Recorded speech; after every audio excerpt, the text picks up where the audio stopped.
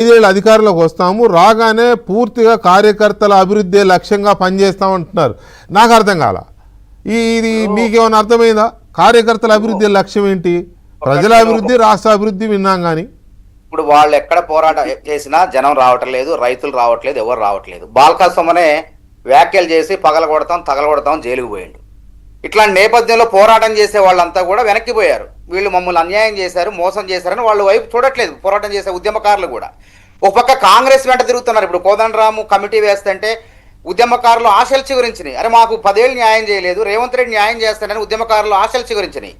కాబట్టి కేటీఆర్ గారు ఇక ఆ నష్టాన్ని గుర్తించి కార్యకర్తల్లో ఆయన కనీసం చైతన్యం నింపడం కోసం మళ్ళీ మిమ్మల్ని గుర్తిస్తాం అని చెప్పి ఎట్లయినా ఉద్యమాలు చేస్తారు, పోరాటాలు చేస్తారు అని ఆశతో ఉన్నాడు. కానీ పాపం ఆయన ఆశగా దురాశ దుఃఖానికి చెడు కాదు. ఇక అయిపోయింది బీఆర్ఎస్ పని. ఖాళీ రేవంత్ రెడ్డి సర్కారు. నేను చెప్తాను కదా, ఇలా ఉద్యమకారులంతా కూడా ఇలా రేవంత్ రెడ్డి వైపు, ప్రజలే కాదు రైతులే కాదు, ఇలా రేవంత్ రెడ్డి వైపు నడుస్తున్నారు.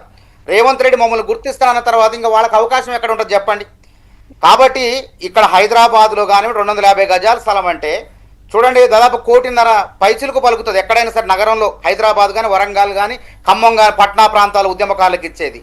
ఇట్లాంటి తరుణంలో కేసీఆర్ అట్లనే మాట్లాడతారు. ఎందుకంటే వాళ్ళ కార్యకర్తలు ఉత్తేజం నింపడం కోసం మాట్లాడతారు. కాబట్టి నేను అనేది ఏంటంటే, ఇవాళ గద్దరు పేరు మీద అవార్డులు చలనచిత్ర పరిశ్రమలోనే ఇస్తాడు రేవంత్ రెడ్డి. నంది అవార్డు లాంటి అవార్డులు ఇస్తాడు. రాష్ట్ర గీతంగా అందశ్రీ రాసిన దాన్ని అమలు చేసుకున్నాం. అంటే ఉద్యమ ఆకాంక్షలను గౌరవిస్తున్నాం. ఆ రోజు ఉద్యమ కాలంలో టీజీ అని రాసుకున్నాం. దాన్ని కేసీఆర్ గారు టీఎస్గా మార్చేసిండు.